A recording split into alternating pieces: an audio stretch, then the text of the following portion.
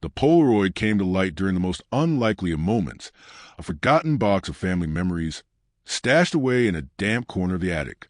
Its creased surface and faded colors betrayed its age, but the picture itself was more than just an old photograph. It was a riddle that had waited decades to be solved. The image captured a moment in time. 5 teenagers laughing, their faces framed by the blurry glow of the lake house's dim lighting. A typical snapshot from a seemingly typical summer sleepover. But something in the frame didn't add up. One of them, someone who should have been there, was missing, yet in their place stood an unfamiliar face. No one could quite place it. The absent friend, whose name haunted the group for years, was still the missing puzzle piece of that weekend. But this stranger, who was he? The photo had been taken by accident, a casual click of the camera that captured more than it should have. It was only when it resurfaced in that dusty box, long after the lake house had been abandoned and the memories had begun to blur, that people began asking questions. The questions started slow at first, almost harmless. Innocent curiosity about who the stranger was, why they had been in the photo, and where the missing friend had gone. But as they dug deeper, the answers unraveled in ways no one could predict it. The stranger in the picture was not some random guest who had wandered into the circle of friends. He wasn't just some lost figure trapped in the background of a forgotten moment. There was more to him, far more than anyone was willing to admit. And the more people remembered, the more they began to fear what was being uncovered. It was only then, with the photo in hand, that the eerie details of that weekend started to resurface with terrifying clarity.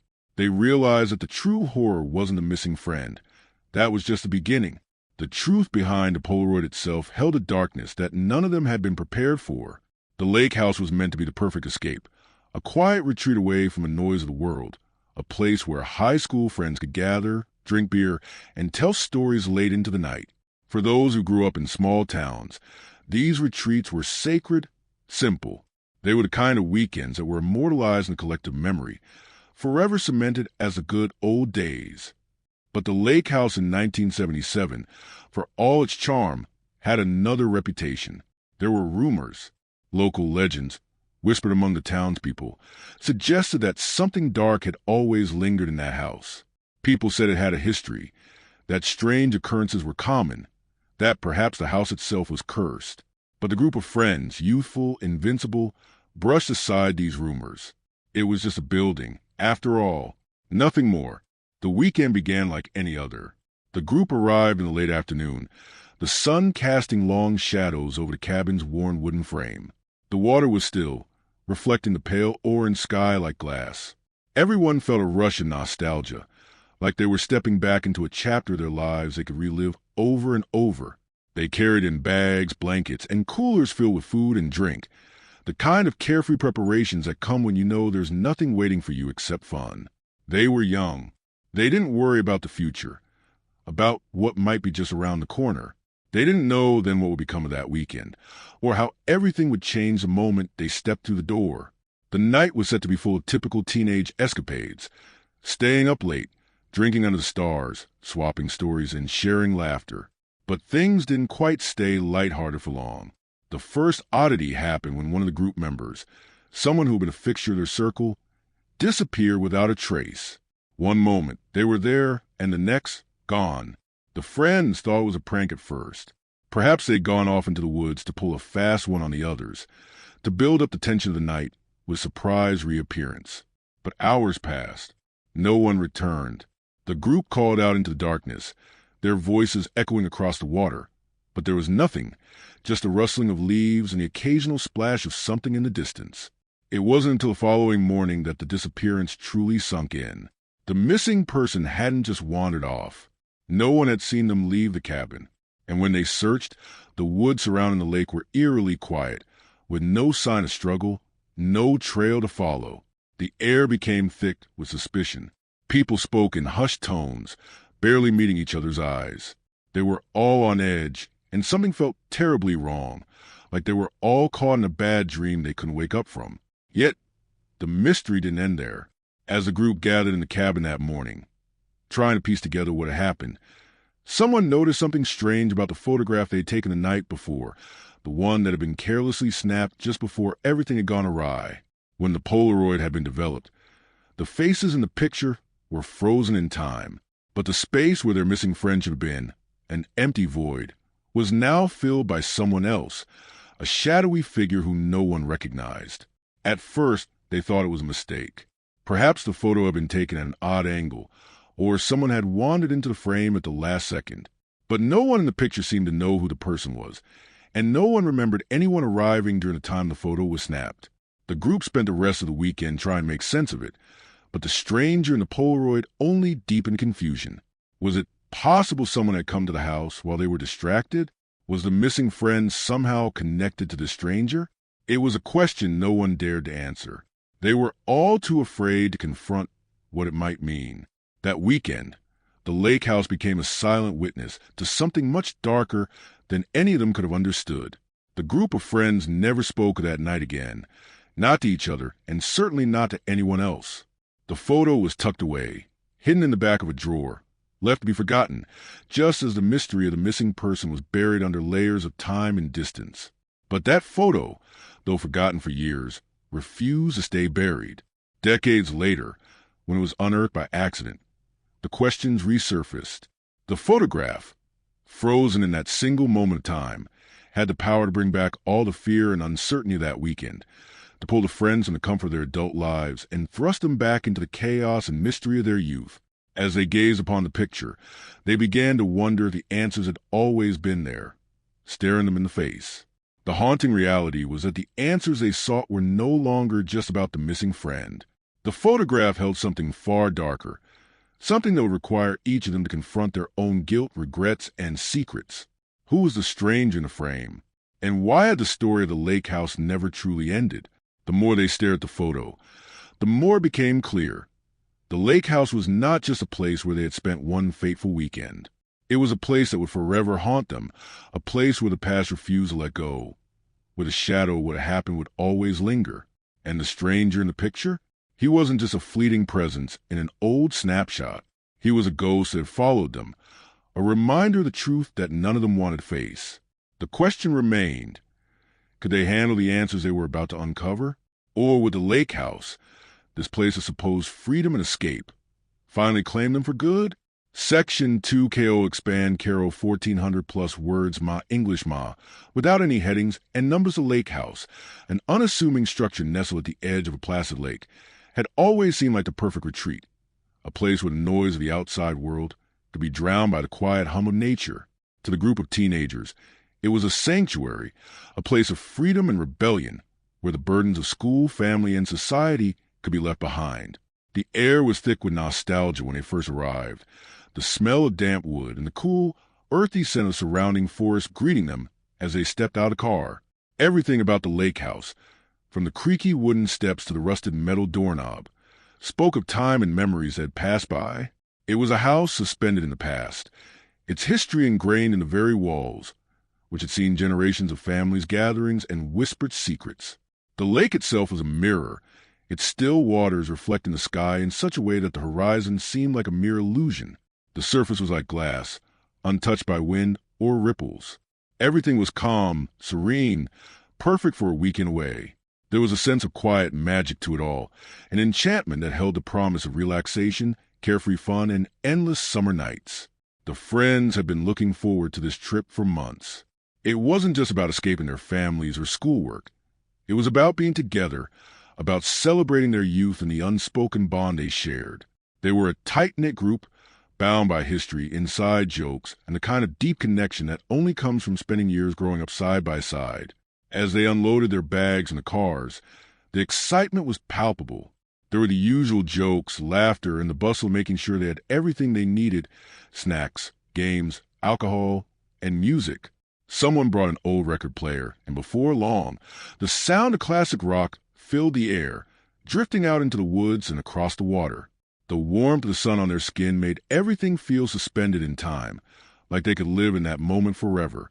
The lake house had always been a symbol of that idealized childhood dream, a place that was simple but perfect, a world unto itself. But there were always whispers, faint echoes of stories passed down from the locals, stories that painted the lake house in a different light. They said the house had a history, one that wasn't exactly pleasant. Some spoke of strange occurrences. others of inexplicable events. The neighbors would occasionally whisper about things that had happened there long before the teenagers arrived. People who had stayed in the house only to leave, never to return. The woods surrounding the lake were said to be haunted, the kind of place where strange things happened that couldn't easily be explained. Those who lived in the area, some claimed, avoided the lake at all costs. But the group paid no mind to these stories. They were young, invincible, and believed that anything supernatural was nothing more than fantasy. After all, what harm could a house by the water do? The group spent the first few hours reveling in their freedom. They were no longer children, but not yet adults, hovering in the space between the two, where the possibilities seemed endless. There was something magical about that stage of life. The feeling that every moment held potential, that time stretched on infinitely before them. They split up to explore the area, some walking along the edge of the lake, others venturing into the woods behind the house, and a few staying by the fire pit, setting up for the evening. The house, while quaint, had a certain charm to it, a rustic beauty that appealed to the romantic side of their youthful imaginations. The walls inside were a warm, honey-colored wood, the ceilings low and beams exposed, giving the house a cozy, intimate feel. The furniture was old but comfortable, and the windows framed views of the water that made everything seem peaceful, like it had been untouched by time. The interior smelled of pine and aged wood, a familiar scent that invited relaxation. A large stone fireplace dominated the living room, and the group gathered around it later that evening, talking and laughing, sharing stories as the fire crackled and popped. Their voices carried into the still night, mixing with the sounds of crickets and the occasional splash of fish jumping in the lake. There was a feeling of safety, of being surrounded by the natural world, disconnected from everything else. For the moment, nothing else mattered but the people in that room and the warmth of the fire. But as night fell, the atmosphere began to shift. It wasn't anything overt, but a subtle change, a weight that seemed to settle in the air just beyond the reach of their consciousness. It was a kind of sensation that you couldn't quite place, but that you could feel nonetheless, like an itch just on the skin. One of the friends, ever the skeptic, dismissed it with a laugh, claiming it was just the isolation and the dark which playing tricks on their minds. Yet, as the hours passed, the group couldn't shake the odd sensation that they were being watched.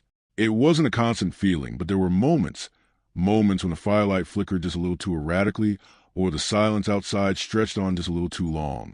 That something in the atmosphere seemed off. Still, they continued, brushing aside. Games were played, songs were sung, and the sound of their carefree chatter filled the air. But when the lights dimmed and the night stretched on, things began to feel just a little too still, too quiet. The wind had picked up, but it was gentle, a mere whisper in the trees.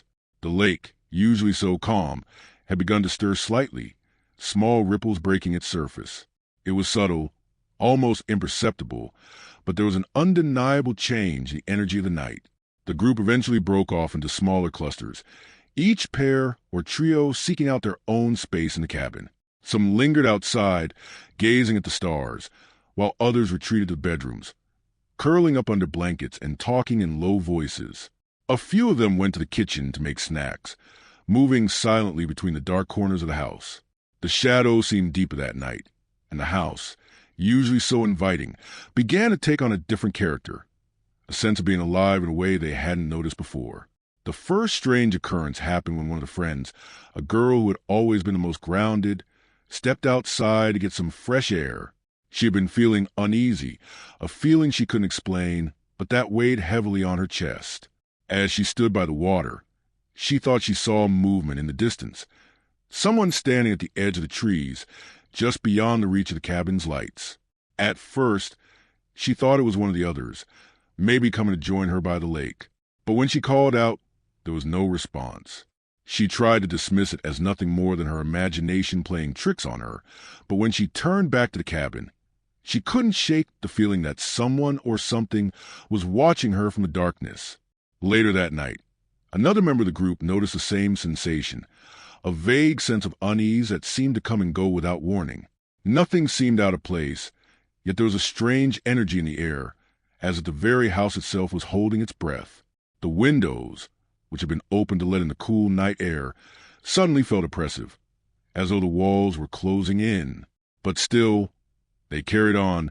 The evening stretched out long into the night, until exhaustion finally took over, and the group began to fall into restless sleep. But this would be no ordinary night. While some of the friends slept soundly, others lay awake, tossing and turning, their minds racing with thoughts they couldn't quite grasp. The night wore on, and the darkened lake seemed to press closer to the house, its silent presence ever more palpable. And in the stillness, something shifted, something that none of them could have anticipated. As dawn approached and the first rays of light began to break through the trees, they would realize that the night had left its mark on them, forever changing the way they viewed the lake house. The strange unease, the unsettling feeling that something wasn't right, it would only grow, and the house, for all its rustic charm, would never feel quite the same again. Something had happened that night, something that none of them would ever fully understand, but it was already too late. The lake house had already begun to claim them, piece by piece. Section 3 KO expand Carol 1400 plus words ma English ma, without any headings of first sign, that something was wrong didn't come until after the photo was developed. The group of friends had spent the evening taking pictures, like any group of teenagers would at a sleepover. They were carefree, laughing, as they gathered around the fireplace, sharing stories that only teenagers could truly understand.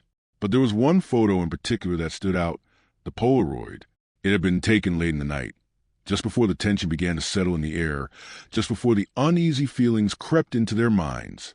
At the time, it seemed like a simple thing, a snapshot to preserve the moment of their youth, a memory to hold on to when things would inevitably change. Little did they know how much that photo would come to haunt them, or what it would come to symbolize. When the picture was developed, they gathered around it, eager to see how it turned out. The usual chatter and laughter surrounded the moment as they watched the image slowly appear on the white strip of paper.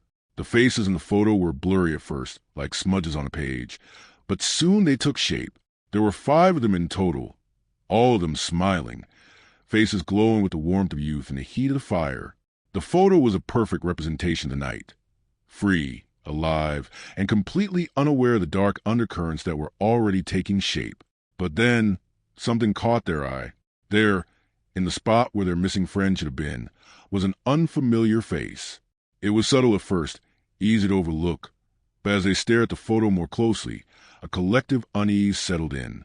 The face, a man's face, was not someone they recognized. It wasn't anyone who had been there with them that night. The image was too clear to be a trick of the light or a random passerby. This was a person who was not supposed to be in the photo, a stranger, yet somehow he was there. The friend who had gone missing, the one who should have been there in the spot, wasn't present. His place had been taken by someone they didn't know. A rush of confusion and disbelief swept through the group as they studied the photo. How could this be? The photo had been taken while they were all gathered around the fireplace, just minutes before the disappearance. No one remembered anyone new arriving. No one had heard a knock on the door. The group was sure that it had been just them, 5 friends and no one else. So, who was this man in the photograph? And why wasn't their friend, the one who had disappeared, in the frame at all? The unsettling realization settled over them like a cold fog. At first, they thought it was just a trick of the light or some strange coincidence. Maybe someone had wandered into the shop by accident, some person from a nearby woods or the house next door, unaware that they were even in the frame. But no, they had checked the cabin carefully that night. No one had come in. No one had left. It was impossible. The figure in the photo was as real as the faces of their friends, as real as the fire that had crackled in the hearth. Yet no one could place him. No one could recognize the strange man who had somehow inserted himself into their memory. Panic set in. They went over every detail tonight, trying to reconstruct every moment. Had they seen anyone else outside the cabin? Had they heard anything strange? Perhaps footsteps on the porch, a knock on the door, or the sound of someone moving through the woods. But their memories were hazy, clouded by the passage of time and the alcohol they consumed. They couldn't remember. The details of the evening had already started to blur. But the Polaroid was clear, stark in its revelation. There was no doubt about it. The stranger was there, and their missing friend wasn't. The more they discussed the photo, the more a gnawing sense of dread settled in. They tried to convince themselves it didn't matter, that it was all just a coincidence. Maybe the photo had been taken at a different time, or maybe the stranger had been there for some other reason, some explanation they hadn't yet pieced together. But the longer they stared at the image, the more the stranger's presence seemed to taunt them, as though he knew something they didn't. The more they questioned, the more answers eluded them. At some point, the conversation stopped altogether. No one knew what to say. There were no more jokes, no more laughter. The photo, the stranger, and the missing friend all hung in the air like a heavy fog, suffocating everything around them. They tried to shift the focus, to move on, but they couldn't. Something had changed in that moment, something irreversible. The missing friend, he was no longer just absent. His absence had become something else entirely. It was no longer just a mystery. It was a horror. What made things worse was that the missing friend had been a central part of the group. He wasn't just anyone. He was a fixture, someone whose absence left a hollow space behind. The fact that he was the one missing and the stranger was the one in the photo seemed impossible. Why wasn't he there? Why wasn't he part of the memory that had been captured? The answer seemed just out of reach, like a door that they couldn't quite open. In the days that followed, the group began to unravel. The disappearance became the topic of all conversations, but each person's recollection of events became more fragmented. They tried to remember the last time they had seen their friend, but the memory was elusive, fading like a dream. Some of them claimed to have seen him leave the cabin, but no one could agree on when or where. Others insisted that they hadn't seen him at all after the group had split up, but that didn't make sense either. The whole evening was becoming a blur, and the more they tried to piece it together, the more it felt like they were chasing shadows. The one thing that was clear, however, was that the photo, the recovered Polaroid, wasn't lying. The stranger was there, and their friend was not. And so, the days turned into weeks, and the group began to go their separate ways. The Lakehouse, once a place of warmth and memory, became a symbol of everything they had lost. The photo, the stranger, and the absence of their friend all weighed heavily on their minds. It wasn't just the missing person anymore. It was a knowledge that something had happened, something that none of them could understand. They couldn't explain it. They couldn't make sense of it, but they all knew that it had changed them. It had changed the way they saw the world, the way they saw each other, and the way they saw the past. As the years went by, they tried to move on. They buried the lake house and the photograph deep in their memories, hoping that time would dull the sharp edges of the mystery. But no matter how far they ran from it, no matter how many years passed, the Polaroid still haunted them. The image never left their minds. The face of the stranger lingered at the edges of their thoughts, and the absence of their friend weighed heavily on their hearts. The questions remained unanswered, and the mystery refused to fade. The photo, once a simple memory of a carefree summer night, had become a key to something darker, something none of them could have imagined. And the longer they tried to forget it, the more it seemed to resurface, calling them back to the lake house, to the place where everything had changed.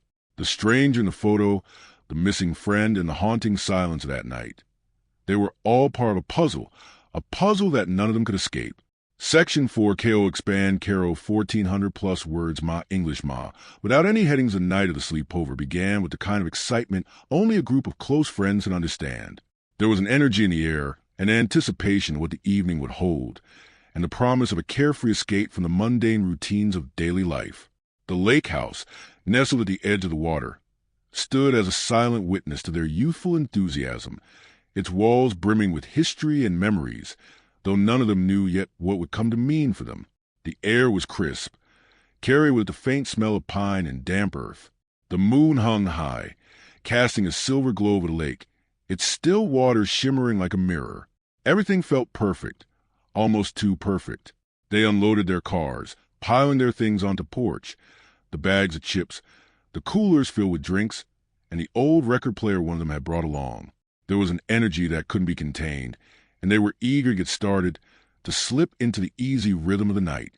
Inside, the house was cozy, the fire already crackling in the stone hearth, offering a warm contrast to the coolness of the evening.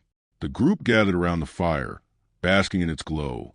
They made quick work of opening a few beers, pulling out a deck of cards, and starting conversations that flowed freely. There was no agenda, no expectations, just the kind of relaxed freedom that comes when you're away from the watchful eyes of parents and obligations. The house felt like their own little world, secluded from everything else. As the night deepened, the group began to settle into their usual roles. One of them, always the storyteller, began recounting tales from their childhood. Some funny, others strange, all tinged with the unmistakable warmth and nostalgia. Another, the joker of the group, cracked jokes that had everyone laughing, even though they had heard them all before. It was a kind of night that could stretch on forever, where time felt fluid and endless, and every moment was punctuated by a shared laugh or a playful shove. They had always been close, but there was something about that night, the way the world seemed to slow down, the way the firelight danced on their faces, that made it feel even more special, even more profound. But even as they settled into their easy rhythms, there was something in the air that none of them could quite name. It wasn't fear, not exactly, but there was an underlying tension that seemed to rise and fall with the crackling of the fire. It started out small, the kind of thing you might ignore if you weren't paying attention, a flicker of movement outside the window, a creak of the floorboards when no one was walking. But as the night wore on, the sense of unease began to grow. Some of the group members brushed it off, chalking it up to the unfamiliar setting, the isolation of the lake house. It was natural, after all, to feel a little unsettled when you were so far removed from the world you knew. But others couldn't shake the feeling. It lingered in the pit of their stomachs, a quiet, gnawing discomfort that wouldn't go away. At some point, the group began to break off into smaller clusters. One pair of friends went outside, eager to stretch their legs and take in the night air. The others wandered off into the house, some heading to the kitchen for snacks, while others retreated to the bedrooms to play cards or talk. But even as they split up, there was a shared sense that the evening wasn't over yet, that there was more to come. The night had taken on a strange quality, something that felt both familiar and foreign at once. It was as if the house itself was holding its breath, as if the stillness of the lake was waiting for something to happen. The first instance of true unease came when one of the group members, a girl known for her practical nature, went outside to get some air. She had been feeling restless, unable to shake the sense that something wasn't right. The cool night air was refreshing, but even as she stepped outside, she couldn't shake the feeling of being watched. The world outside the house was utterly silent. The only sounds the occasional rustle of leaves and the faint croak of a distant frog. The lake stretched out before her, its surface smooth as glass, reflecting the pale light of the moon. But then, just beyond the tree line, she thought she saw movement. It was fleeting, just a shadow shifting between the trees. At first, she thought it might have been an animal, but as she strained her eyes to see more clearly, the shape didn't move like an animal. It moved like a person. She called out into the night, her voice echoing across the lake, but there was no answer, no response. She waited for a moment, trying to shake off the feeling, but the sensation of being watched lingered. It was as if the forest itself was alive, observing her from the darkness. Her heart raced as she turned to head back to the cabin, but as she did, she glanced back once more, hoping to see a familiar face emerging from the woods. But there was nothing. The shadows were still. The figure had disappeared, and the lake was as eerily quiet as ever. When she returned inside, she tried to push the feeling from her mind, telling herself it was nothing, just the darkness playing tricks on her eyes. But she couldn't forget the shape she had seen, nor the deep sense of unease that clung to her like a second skin. The others seemed oblivious to her discomfort, caught up in their own conversations, but she couldn't shake the feeling that something was wrong, something was out of place. She didn't mention it, not immediately, but the feeling gnawed at her. As the evening continued, the unease spread subtly, like an invisible fog. Others began to feel it too, the lingering sense of something amiss, something just beyond their grasp. At one point, as a few of them gathered in the living room, one of the guys noticed something strange. The firelight, which had been steady for hours, seemed to flicker and dance erratically, casting long, exaggerated shadows across the room. It was as if the flames were alive, reaching toward them, hungry and wild. He laughed nervously, trying to dismiss it as a trick of the fire, but the others could feel it too, the strange stillness in the room, the way the shadows seemed to shift in the corners of their vision. It was when the group gathered back together to play a game of cards that things took a darker turn. The energy in the room had changed. No one could put their finger on it, but the light-hearted jokes had lost their usual spark, and the playful banter had grown thin, almost forced. The laughter didn't come as easily, and even the sound of the cards shuffling seemed to echo unnervingly in the silence. One of the girls, normally the most upbeat of the group, suddenly stood up, her face pale. "I need some air," she said, her voice trembling slightly. The others assumed she was just tired, but something in her eyes made them pause. There was something in her expression that none of them could ignore, fear or something darker lurking beneath the surface. As she stepped outside, the others continued to play, but the weight of the moment hung over them. They tried to keep up the conversation, tried to laugh and act like everything was normal, but they couldn't shake the feeling that something was wrong, that something was slowly unraveling around them. The night, once full of promise, had turned into something else, a slow, creeping unease that no one could explain. Minutes passed, and the group grew restless. Their thoughts began to shift, and they couldn't help but wonder where their friend had gone.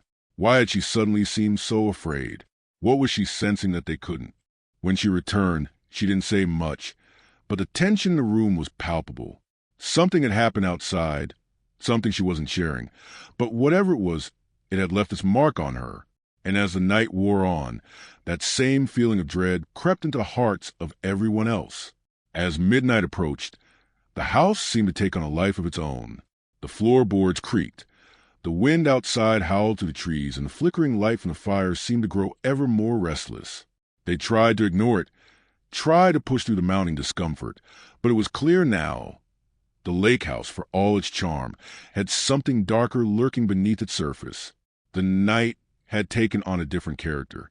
It was no longer the carefree evening they had expected. It was as if they had unknowingly crossed an invisible threshold, stepping into a world that was just slightly out of sync with their own. No one spoke of it then, but in the silence that followed, they all knew things had already begun to change. The lake house, the night, the photo, they had all been part of a story unfolding without their consent. The question now was how much longer they could pretend it was all just an illusion, a trick of the mind. But deep down, they all knew the truth. Something was happening that none of them could control. It was only a matter of time before the darkness they had sensed would reveal itself fully. Section 5, KO expand, Carol 1500 plus words, Ma English Ma. Without any numbers, the morning after the unsettling events of the previous night arrived slowly, as though the world itself was reluctant to leave the grip of the shadows. The lake house, which had felt like a sanctuary the day before, now stood in the light of day as a foreign entity, its charm diminished by the memories of what had transpired. The once warm and inviting interior now seemed cold, its corners darker than they should have been, its walls filled with an air of silence that was almost suffocating. The bright sunlight filtering through the windows did little to erase the tension that had clung to the group of friends. It felt as if the house itself was waiting, holding its breath in anticipation. And so were they. The group gathered around the kitchen table, their faces pale, their eyes heavy from lack of sleep. They had barely spoken through the night, each person lost in their own thoughts, trying to make sense of the strange occurrences they had all experienced. Despite their shared history and familiarity, they now felt like strangers to each other, bound together by an invisible thread of unease that none of them could untangle. They were all too aware of the missing presence, the gap where their friend had once been. The absence of their companion loomed over them like a shadow that refused to be cast aside. It was no longer just a disappearance that was unsettling. It was the sense that something had been taken, something beyond the physical. There was no mention of the photo yet. No one brought it up aloud, though it weighed on their minds like a stone sinking into the depths of the lake. It was as though speaking of it out loud would make it real in a way they were not prepared for. The stranger in the picture, the person who had never been part of the night, was a puzzle no one could solve. And the more they thought about it, the more their minds spun in circles. Was it possible that the missing friend had something to do with the stranger? Had he known something they didn't? Or was the stranger somehow connected to the house itself, to the strange, lingering energy that seemed to pervade the air? Each person had a theory, but none of them felt real enough to be true. The questions were growing, but the answers were still as elusive as ever. The sun climbed higher in the sky, and as the group shuffled around the cabin, trying to figure out what to do next, they noticed something that had been impossible to ignore before. The lake, which had been so still and serene the day before, now appeared to be restless, its surface rippling with an unsettling energy. The wind had picked up, and the once tranquil waters seemed to be reflecting not the sky, but something darker. The way the waves rolled against the shore gave the impression that the lake itself was alive, a living, breathing entity, one that was aware of the secrets it held beneath its surface. The thought made them all uncomfortable, but no one spoke of it. Instead, they busied themselves with the mundane tasks of the morning, making breakfast, cleaning up, and trying, unsuccessfully, to act as though everything was normal. But there was no such thing as normal anymore. The strangeness had already seeped into their lives, and nothing they could do would reverse it. They moved about the cabin like sleepwalkers, disconnected from each other, caught in a world where their perceptions no longer seemed to match the reality around them. They each tried to push away the thoughts of the night before, the image of the stranger in the Polaroid, the empty place where their friend should have been. But those thoughts always returned, circling around like vultures waiting for the right moment to strike. They finally decided to go outside, desperate for a change of scenery, hoping that the fresh air would clear their heads. They stood on the porch, staring out at the lake, each person lost in their own thoughts, unwilling to address what had happened. The trees surrounding the house swayed gently in the breeze, their leaves rustling like whispers in the wind. The cabin, once a symbol of their escape, now felt like a prison. The isolation that had been so alluring the day before now felt suffocating. There was no sense of safety here, no comfort in the quiet. The house had become a place of questions, a place where the answers were buried deep in the ground, waiting to be uncovered, but no one had the courage to dig them up. As they stood there, a faint noise caught their attention, a rustling sound coming from the woods behind the house. They turned, looking into the dense trees, but there was no movement, no sign of anything out of the ordinary. It could have been an animal, or perhaps the wind playing tricks with their minds. But the sound lingered, hanging in the air like an invitation. It was as though the forest itself was calling to them, urging them to enter, to uncover the secrets it held. The sensation of being watched returned, and they all felt it at once. Something or someone was out there, hidden in the shadows. They looked at each other, uncertain. No one spoke, but the silence between them was heavy, full of unspoken fear. It was clear that they were all thinking the same thing. The house was not the only thing that held secrets. The woods, too, had their own dark stories, stories that had been whispered by the townspeople for years, stories of people who had disappeared, never to return. The group had heard those stories before, of course, but they had never paid them much attention. After all, those stories were just that, stories, misdesigned to scare children. They hadn't thought of them for years.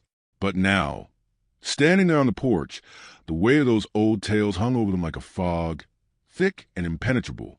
It was one of the group's members, a guy who had been quiet throughout the morning, who finally spoke. His voice was low, almost a whisper. "We should go back inside." The others looked at him, the words hanging between them. They didn't want to go back inside. The house felt too close, too suffocating. But at the same time, they couldn't shake the feeling that if they didn't, something worse would happen. The decision was made, unspoken but understood. They turned and walked back into the house, the sense of foreboding hanging over them like a cloud that refused to dissipate. As the day wore on, the tension only grew. There was a quiet desperation in the way they moved about the cabin, as if they were all waiting for something to happen, but not daring to acknowledge it. No one dared to mention the missing friend again, nor the stranger in the photo. It was as though the very act of speaking their names would make the situation worse. The group spent the rest of the day in uncomfortable silence, each of them feeling the weight of the events that had transpired, each of them aware that the house held more than just memories. It held something darker, something that none of them could explain, but that they could feel deep in their bones. As night approached, they found themselves gathered in the living room again, drawn together by some invisible force. The fire was crackling in the hearth, the only sound in the room besides the occasional shift of someone's weight in their seat. They were waiting for something, an explanation, a resolution, but none came.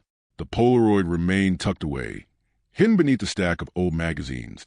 Its image still burned into their minds. They could feel the presence of the stranger in the room, could sense his shadow lingering just out of reach, mocking them with his silence. It was then that the first of them, the girl who had felt the unease outside, spoke. Her voice trembled, barely a whisper, but it cut through the quiet like a knife. "What if it wasn't just a coincidence?" she asked. Her words hung in the air, a question that demanded an answer, though none of them could give one. The group fell silent, each person turning the question over in their mind. What if it wasn't just a coincidence? What if the stranger was more than just a random figure in the background of a photo? What if he was connected to their missing friend, or worse, to the house itself? They didn't have the answers, not yet, but deep down, they knew they were running out of time. The lake house, the woods, the missing friend, everything was tied together in ways they couldn't yet understand. The pieces were scattered, but they were all there, waiting to be put together. And as the firelight flickered and the shadows stretched across the room, they realized that the darkness they had sensed the night before was not just an illusion. It was real, and it was closing in on them. The house had become a prison, its walls closing in tighter with every passing hour. They couldn't escape it, not until they uncovered the truth, not until they understood what had happened that fateful night. But the more they searched for answers, the more they began to realize that some secrets were never meant to be uncovered. Some things were better left buried beneath the surface, hidden in the shadows where they could never be found. Section 6 KO expand Carol 1500 plus words ma English ma. Without any numbers, the oppressive stillness of the lake house weighed heavily on them. The atmosphere thick with unanswered questions, and the eerie feeling of being trapped in a place that felt increasingly foreign. Each day that passed felt like an eternity, and as the sun began to sink lower in the sky, casting long, twisting shadows across the cabin, the group found themselves unable to shake the sensation that something was watching them. It was a subtle feeling at first, something that could easily be dismissed, but now it was undeniable. The house wasn't just old, it was alive in a way that was unsettling, as though the walls themselves were holding on to something ancient and dangerous that was waiting for the right moment to reveal itself. The fire in the hearth had become a constant presence, its crackling sound the only thing that seemed to offer any comfort in the otherwise suffocating silence. But even the fire, which had once provided warmth and camaraderie, now seemed to flicker in a way that didn't feel natural. The flames danced erratically, casting unsettling shadows across the room, as if mocking the group's attempt to find peace. The air felt heavy, thick with the weight of unspoken fears that none of them could bring themselves to voice. That night, the house seemed to change once again. It was no longer just the absence of their missing friend that loomed over them. It was the presence of the house itself, a presence that they could not escape. The walls seemed to close in around them, the floors creaking with every movement, as though something was moving just beneath them. The sensation was enough to make even the most grounded of them uneasy, but no one spoke of it. It was as if acknowledging it aloud would give it power, would make it real in a way that they weren't ready to face. So they remained silent, each of them locked in their own thoughts, each of them trying to make sense of the growing sense of dread that seemed to follow them no matter where they went. They tried to occupy themselves, to do something, anything to take their minds off the sense of impending doom that hung in the air. They played cards, shared stories from their childhood, even tried to watch a movie on the old television in the corner. But nothing could shake the feeling that something was wrong. It wasn't just a missing friend anymore. It was a house itself, its walls and corners closing in, the strange noises from the woods outside, and the mysterious, inexplicable forces that seemed to be pulling at the fabric of their reality. The strange photograph, the one with the unfamiliar man standing where their missing friend should have been, continued to haunt them. No matter how many times they tried to dismiss it as some trick of the light, some random stranger wandering into the frame, the more they examined it, the more it felt like a warning. The face of the stranger was too clear, too deliberate. There was no mistaking it. It was a face they didn't recognize, a face that didn't belong. And the absence of their friend, the one who should have been standing in that same spot, made the image all the more sinister. It was a girl who had first noticed a figure in the photograph, who began to speak up more frequently, her anxiety growing as the days wore on. She kept repeating the same question, over and over. What if it wasn't just a coincidence? It had been said in passing once, but now it seemed to echo in the corners of the cabin, a a persistent hum that none of them could ignore. Was it possible that their friend had known something about the house? Something none of them understood? Was it possible that he had been taken, not by accident, but by some force tied to the house? Or was it the stranger who had taken him? The questions spiraled, twisting into each other, leaving them with no answers, only more confusion and fear. As the days blended together, the group found themselves increasingly divided. The unease that settled over them had begun to fester, spreading like a sickness. They avoided eye contact, choosing instead to speak in short, curt sentences. The once easy camaraderie had been replaced by an awkward tension, a silence that was more suffocating than any of them had anticipated. They were no longer a group of friends out for a fun weekend escape. They were survivors, each of them trying to hold on to something that was slipping further and further out of reach. The strange happenings continued, growing more pronounced with each passing day. The sounds from the woods grew louder, more persistent, until it became impossible to ignore. At night, they would hear what sounded like footsteps, slow, deliberate, as though someone was walking just outside the cabin, just beyond their view. The trees surrounding the house would sway, their branches creaking and groaning as though they were alive, and the sound would echo through the walls, amplifying the sense of unease. One of the group members, the skeptic, had tried to brush it off as wind, but even he couldn't deny that the noises were too deliberate to be natural. And then there were the windows. Every now and then, when they least expected it, they would catch a glimpse of movement through the glass, a shadow, a figure, just at the edge of their sight. When they rushed to the window to look, there was nothing there. The nights had become unbearable. It wasn't just a fear of what was out there in the woods. It was a feeling that something was inside with them, something that had been with them all along. The house was no longer a retreat. It had become a trap, its walls closing in tighter with every passing hour. The fire in the hearth cast long, flickering shadows that seemed to stretch and writhe like dark tendrils, reaching for them, pulling them into the darkness. No matter how many times they tried to sleep, they couldn't escape the sense that something was just beyond their reach. Every creak of the floorboards, every gust of wind, every whisper of the trees outside seemed to carry with it the promise of something worse. It was during one of these nights that they began to notice something else, a strange, almost imperceptible shift in the way they were interacting with one another. It was as though the house was turning them against each other, drawing out their darkest fears and anxieties, amplifying them until they couldn't see the truth of what was happening anymore. They began to question each other, to doubt each other's intentions. What had really happened to their friend? Had he really gone missing, or had something else happened? Had he simply walked away, disappeared into the woods, or had he been taken by something more sinister, something beyond their understanding? The girl who had noticed the stranger in the photograph was the first to voice the growing suspicion. She began to ask questions, probing into each of their recollections of the night their friend had disappeared. It was a question that no one had dared ask before. What if one of us did it? The words hung in the air, heavy and unspoken. At first, they laughed it off, trying to brush it aside as nothing more than the result of too many sleepless nights. But the words had been planted and they couldn't escape them. The more they thought about it, the more the idea took root in their minds. Had one of them done something to their friend? Had one of them been responsible for his disappearance? No one knew, but the seeds of doubt had been sown, and they began to grow, twisting into a gnawing fear that none of them could shake. That night, the tension finally broke. As the fire crackled in the hearth, one of them, the guy who had been quiet for so long, finally stood up, his eyes wide with panic. "We have to leave," he said, his voice hoarse. The others looked at him in shock, disbelief written on their faces. He was the last person they expected to suggest leaving.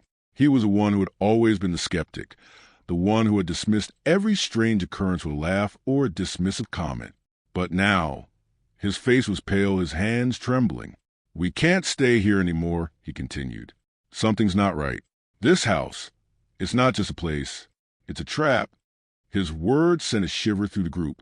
The thought of leaving, of returning to the world outside, seemed impossible. The lake house, for all its strangeness, had become their world. But even as they hesitated, they all knew the truth. There was no safe place anymore. They were trapped, not just by the house, but by their own fear. The walls were closing in, and there was no way out. The fire crackled, and the shadows stretched long across the room, a stark reminder of the darkness that surrounded them. They were no longer a group of friends who had arrived full of excitement and laughter. They were a group of people struggling to survive, struggling to hold on to their sanity in a house that seemed to be unraveling them from the inside out. The mystery of the missing friend, the stranger in the photograph, and the strange, creeping darkness that had invaded their lives would continue to haunt them long after they left. But for now, all they could do was wait, trapped in a place that had once been their sanctuary, but now felt like their prison. Section 7 KO expand Caro 1500 plus words ma English ma. Without any numbers, AMD headings attention that built over the past few days reached a breaking point as the group huddled together in the living room, each of them clinging to a fragile semblance of sanity. The cabin, once a place of retreat, had become something else entirely, a suffocating, oppressive force that seemed to pull them further and further into its grip with each passing hour. They had come to the lake house seeking escape, seeking freedom from the mundane. But now, trapped in the slow unraveling of their minds, they realized that they had become part of the house's story, unable to turn away from it, unable to outrun its pull. The fire crackled on the hearth, but the warmth it offered no longer felt comforting. The room, with its dark corners and flickering shadows, felt like a trap, its walls closing on them from all sides. The girl who had first noticed the unsettling figure in the photograph spoke again, her voice trembling barely above a whisper. "I keep thinking about the stranger," she confessed, the words hanging in the air like a heavy fog. "Why was he in the picture? And where was he before? I don't think we're just imagining this." There was a pause as her words sank in, and the group exchanged uneasy glances. None of them had dared to revisit the photograph until now, but the memory of it was still fresh in their minds, still vivid in the way the man's face seemed to stare back at them with an intensity that made their skin crawl. "We've all seen it," one of the guys said, his voice low, his gaze fixed on the floor. "But no one knows who he is. It doesn't make sense. Why would he be there, standing where—" his voice faltered, but they all knew the implication. Standing where their missing friend should have been. They couldn't deny it anymore. The photo was a clue, but clue to what? What did it mean? And why did it feel like they were being pulled into something far darker than any of them had anticipated? The silence that followed was thick, heavy with the weight of unspoken fear. It was clear that none of them had an answer, but each of them felt the same gnawing sense that something was horribly wrong. The house, which had once felt like a haven, now seemed like a living, breathing thing, its very presence pressing down on them, suffocating them. The walls whispered and the floorboards creaked with every step, as though the house itself was trying to speak, trying to tell them something. But what? What was it trying to say? What was it trying to hide? They could feel it now. The house was alive, and it had a memory. It wasn't just a photograph that held a clue. It was the house itself, its history, its past. They had come to the lake house, unaware that they were stepping into a story that had been waiting for them, a story woven into the very fabric of the cabin, the woods, and the lake. And now, they were part of that story, whether they liked it or not. The girl who had first noticed the man in the photo suddenly stood up, her eyes wide with a mixture of fear and determination. "We need to find out more," she said, her voice firm, though there was an underlying tremor that betrayed her growing anxiety. "There's something here, something we're not seeing. We need to figure out what happened. What really happened to him." She looked around at the others, hoping for agreement, hoping for support. But what she didn't know was that, somewhere deep inside, they all felt the same unease. They all knew they had to find the truth, but they were also terrified of what they might uncover. The group agreed to search the house again. They had already combed through the rooms once, looking for clues, but now they felt like they had missed something important. The tension had reached such a boiling point that it felt as though they couldn't ignore it any longer. They couldn't let the house continue to hold them in its grip without knowing what it was hiding. As they moved through the house, their steps cautious, their eyes darting from room to room, they were more aware of the oppressive silence that seemed to follow them. The house had never felt so vast, so empty.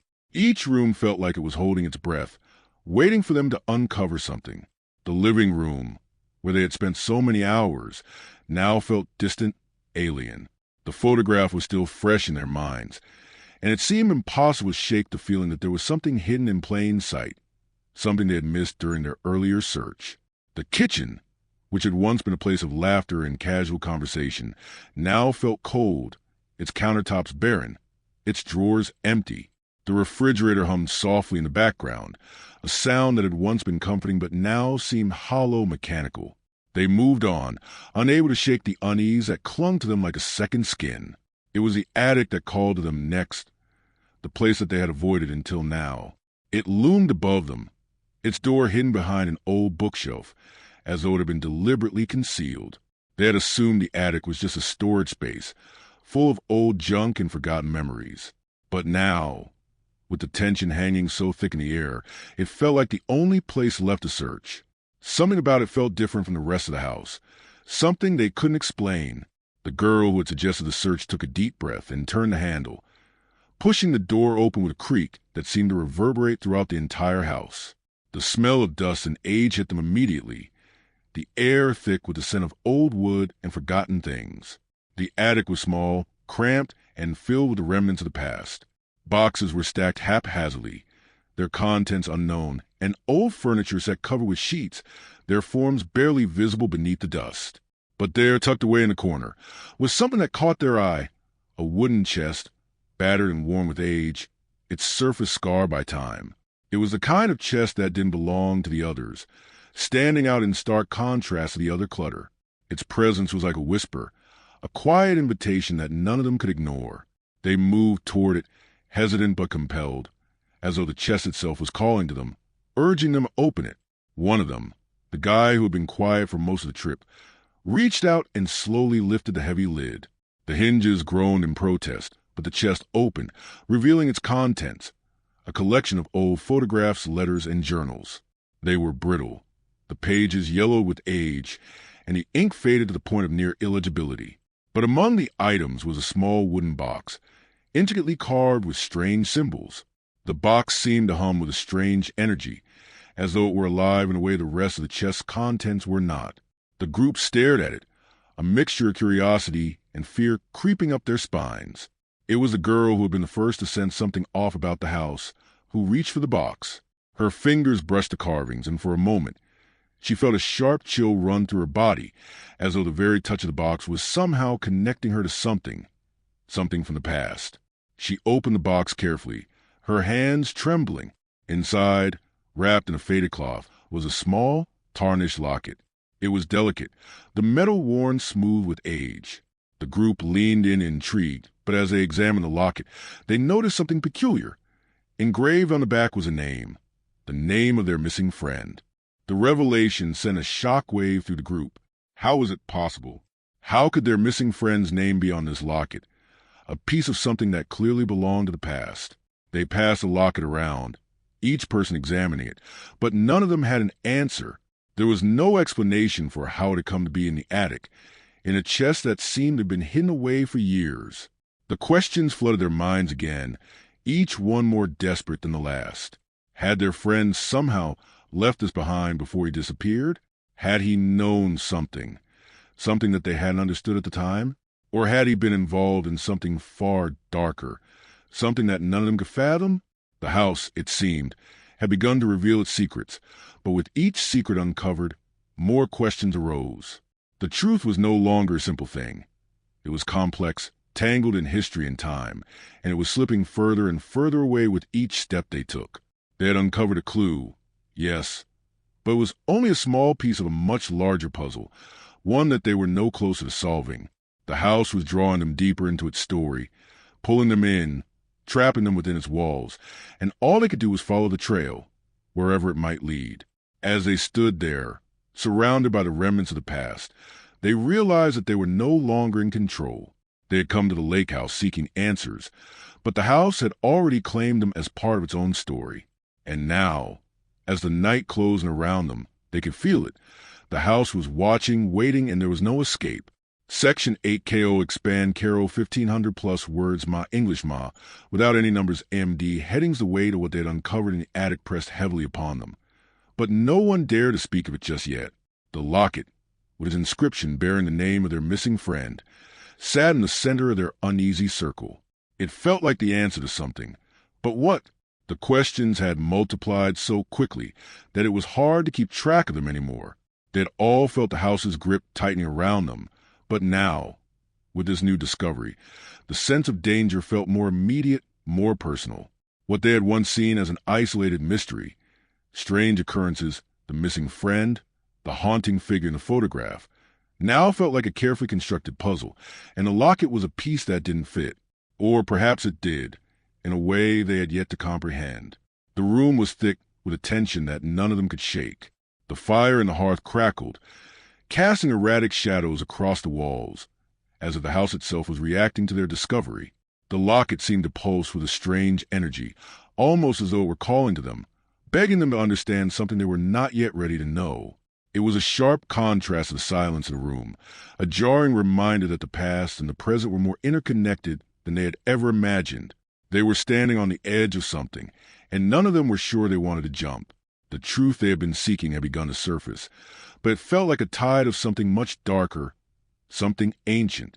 And as they stared at the locket, the connections between the past and the present began to grow more apparent, more tangled, until it was impossible to tell where one ended and the other began. The girl who first sensed something was wrong in the house reached out and gently took the locket, holding it in her palm as though it were something fragile, something precious. She turned it over in her hands, her fingers brushing the engraved name again. It was her friend's name, no doubt about it. But how could it be? How could a piece of jewelry that looked as though it belonged to someone from decades ago have been in the attic, hidden away in a chest, with her friend's name on it? The unanswered questions began to take shape, forming into a dark, looming silhouette that seemed to hover over them. Was it possible that their friend hadn't disappeared at all? Had he somehow known about the house, about the danger it contained? Or had something else happened, something beyond their comprehension, something that had forced him to leave a clue for them, one that would eventually lead them to this very moment? The group sat down, their eyes never leaving the locket. Each person felt as if they were on the verge of understanding something monumental, but the closer they got to the truth, the more elusive it became. The air in the room had grown dense, thick with the sense that something was waiting, lurking just out of sight. The house had been watching them all along, and now it seemed to be holding its breath, waiting for them to uncover the final piece of the puzzle.